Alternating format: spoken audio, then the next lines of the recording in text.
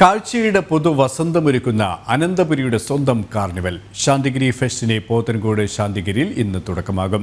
ഒരു മാസത്തിലധികം നീണ്ടു നിൽക്കുന്ന ഫെസ്റ്റിന്റെ മൂന്നാം പതിപ്പിന്റെ വിളംബരം വൈകിട്ട് 5 മണിക്ക് ഭക്ഷ്യമന്ത്രി GR അനിൽ നടത്തും.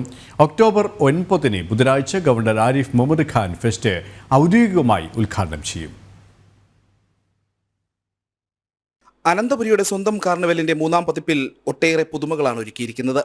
പ്രകാശവിന്യാസം കൊണ്ടുള്ള വർണ്ണക്കാഴ്ചകളും പ്രകൃതിയോടിണങ്ങി നിൽക്കുന്ന ഹാപ്പിനെസ് പാർക്കും താഴ്വാരത്തെ വാട്ടർ ഫൗണ്ടനും ശാന്തിഗിരി ആശ്രമത്തിന്റെ റിസർച്ച് സോണിൽ ഒരുങ്ങുന്ന ഫെസ്റ്റ് നഗരിയുടെ മുഖ്യ ആകർഷണമാകും.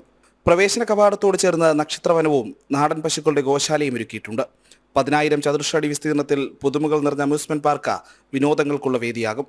ശാസ്ത്ര സാങ്കേതിക വിദ്യകളിലെ പുരോഗതി വിളിച്ചോതുന്ന റോബോട്ടിക് അനിമൽ ഷോ, 13,000 ചതുരശ്രടിയിൽ flower show, pet show, aqua show, വിസ്മയം 3D show, vegetarian food festival, പ്രശസ്ത കലാകാരന്മാരെ ഉൾപ്പെടുത്തി നടത്തുന്ന കലാഞ്ജലി, കുട്ടികൾക്കായുള്ള എക്സ്പോ, വിനോദ പരിപാടികൾ, വിവിധ ഇനങ്ങളിൽ ഇന്റർ സ്കൂൾ മത്സരങ്ങൾ, കാർഷിക വിപണന മേളകൾ, ഹെൽത്ത് കോർണർ, വെൽനസ് സെന്റർ എന്നിവയെല്ലാം മേളയെ സമ്പന്നമാക്കും.